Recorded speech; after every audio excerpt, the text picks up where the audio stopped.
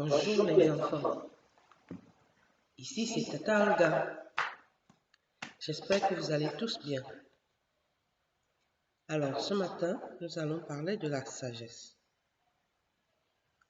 La Bible nous dit, la crainte de l'Éternel, c'est le commencement de la sagesse. Cette leçon a été tirée du livre de Proverbes, chapitre 8. Les enfants pensent souvent, ou ils se disent, quand je serai grand, je veux gagner beaucoup d'argent. Et nous les grands, on leur répond souvent, oui c'est vrai, nous avons besoin d'argent pour vivre, mais le plus important c'est d'être heureux. Regardez les deux enfants sur l'image. Vous voyez le petit garçon, il est riche, il a beaucoup de jouets, mais il est triste. Et regardez la petite fille, elle a une seule poupée et elle est heureuse. Oui, c'est ça. Le plus important, c'est d'être heureux. Si on est riche, qu'on soit heureux. Si on est pauvre, qu'on soit heureux. C'est pas la richesse qui est le plus important. Dans les Proverbes 8, versets 10 et 11, la sagesse nous dit, choisissez mon enseignement plutôt que l'argent. Préférez la connaissance à l'or pur.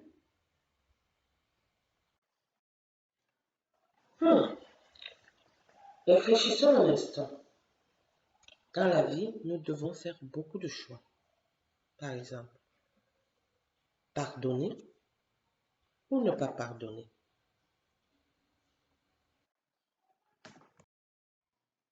Tricher, c'est plus facile. Ou alors, étudier. Ah oui, parfois, on ne veut pas aller à l'école. On fait le malade. On dit, maman, j'ai mal au ventre ce matin, je ne veux pas aller à l'école. Ou alors, on choisit d'aller à l'école. Même si on a un petit mal de tête, on dit non, moi je veux aller à l'école. Donc, il faut choisir faire le malade ou aller à l'école.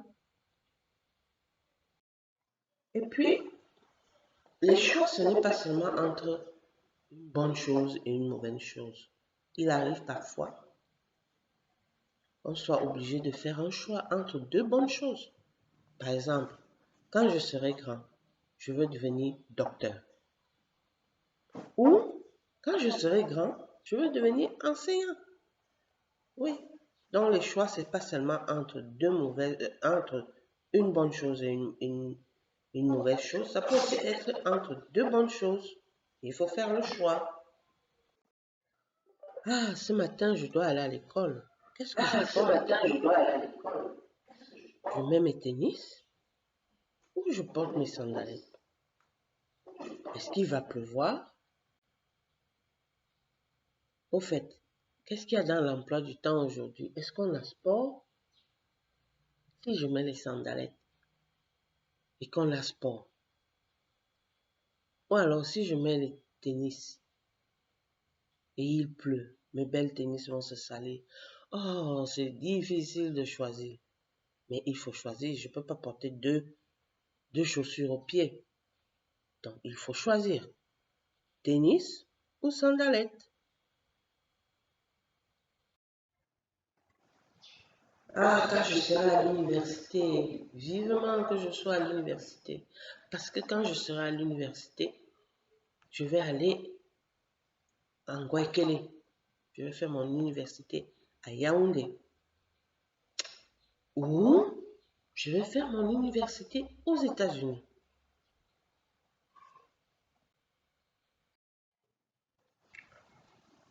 Aujourd'hui, maman et moi, on va sortir. On va aller se promener et il faut que je choisisse les vêtements que je vais porter. Alors, qu'est-ce que je porte? Ma jupe noire ou ma jupe blanche? Il faut que je choisisse. Je ne peux pas porter deux jupes. Ah là là, tous ces choix qu'on doit faire dans la vie, c'est difficile. Chaque fois, il faut faire un choix. Heureusement, heureusement, avoir de la sagesse nous aide à faire les bons choix et accomplir ce que Dieu aime.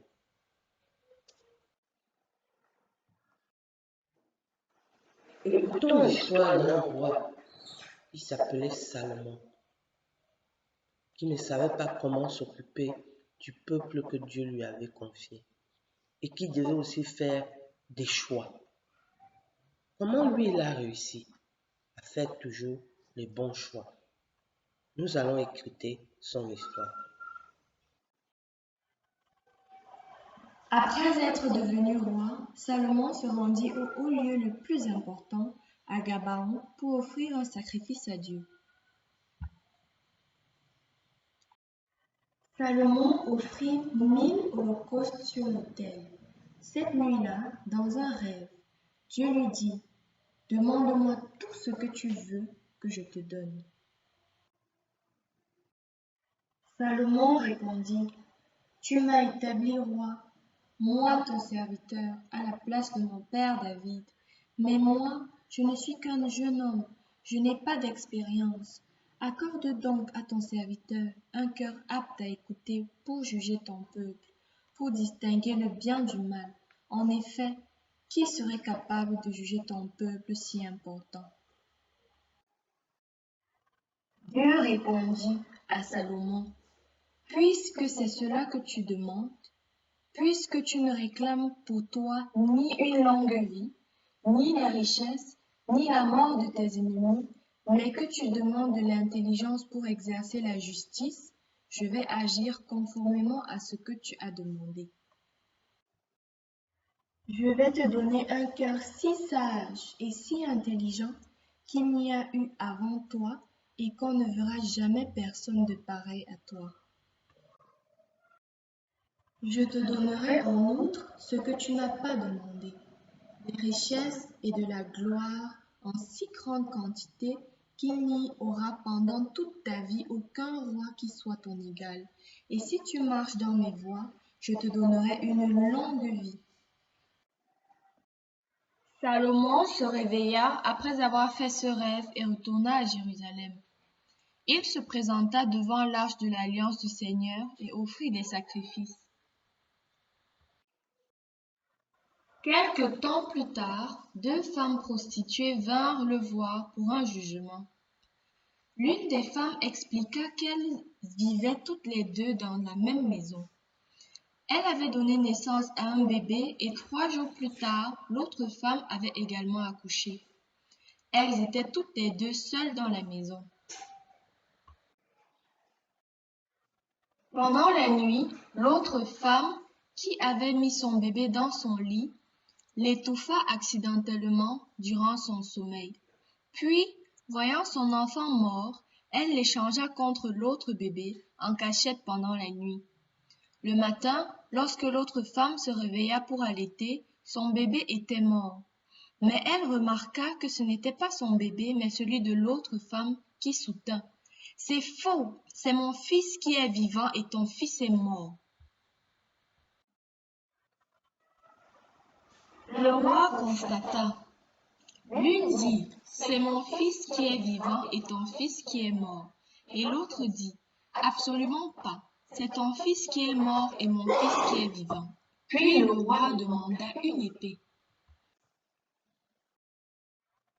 Le roi dit alors, coupez en 2 l'enfant qui est en vie et donnez-en la moitié à chacune.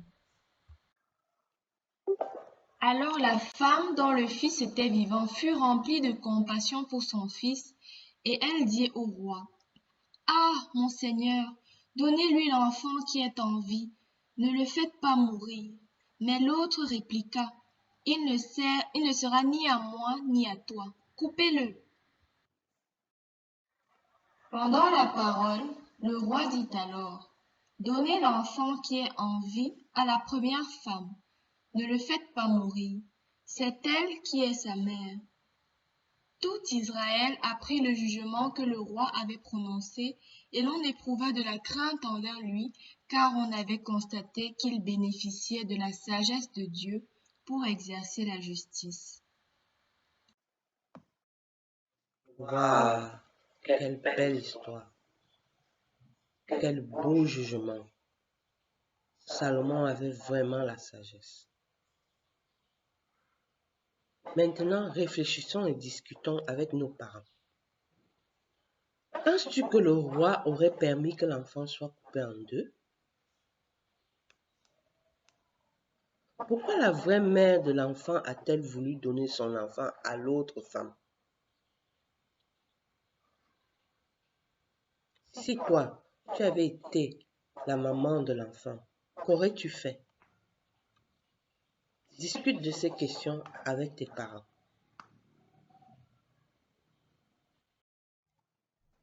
Alors, en conclusion,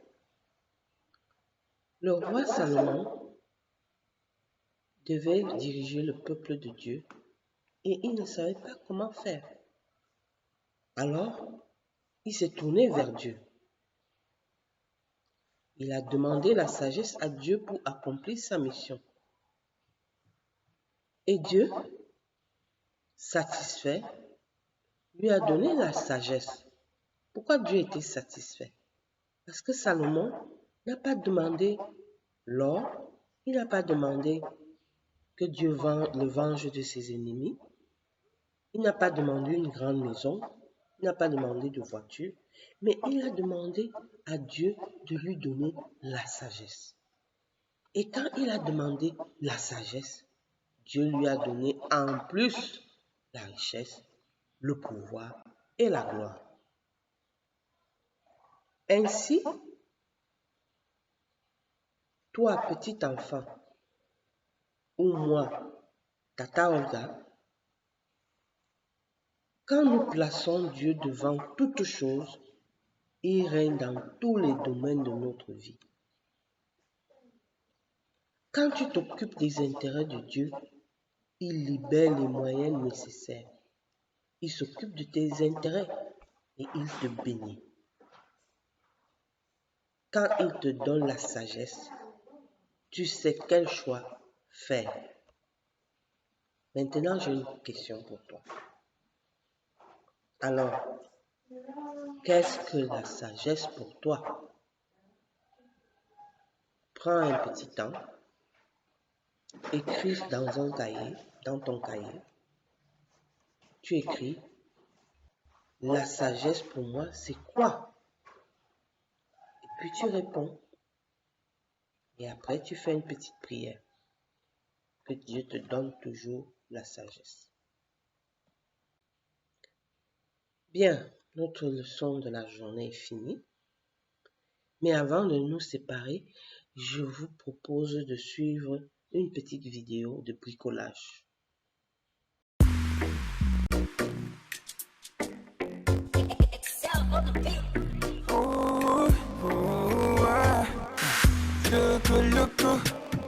Look at me. My God is good, as you can see.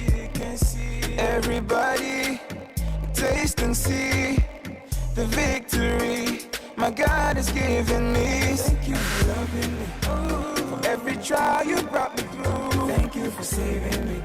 Now I can shout glory to my everlasting King. Jesus, the King of Kings. You make my life so beautiful. See me shining now. Look, see me glowing now. Yeah, I shine for the world to see,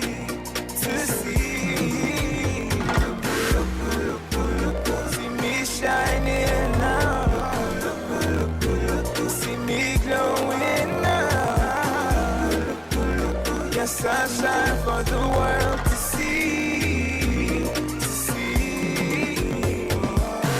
Whatever is born of God overcomes the world. See, I am born of God, I overcome the world. Greater is He that lives inside me. See, See, I know I can do all things.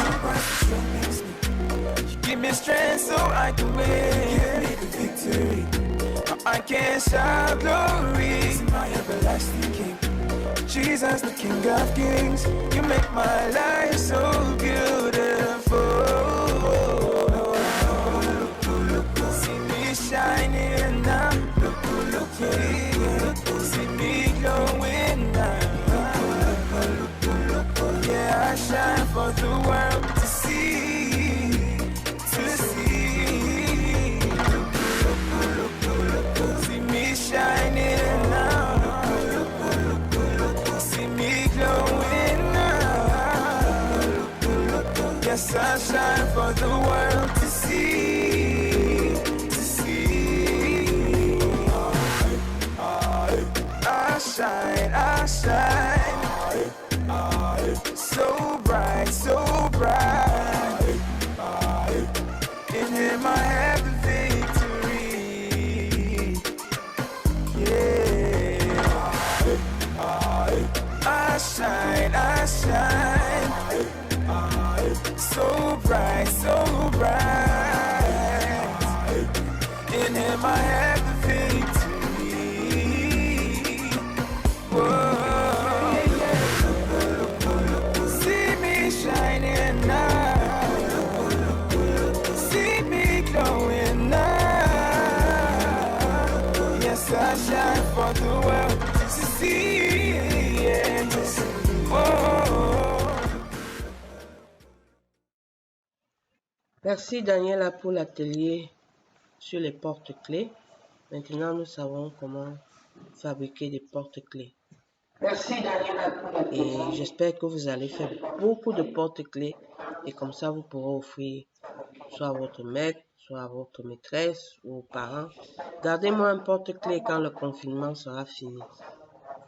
Bien, nous allons prier.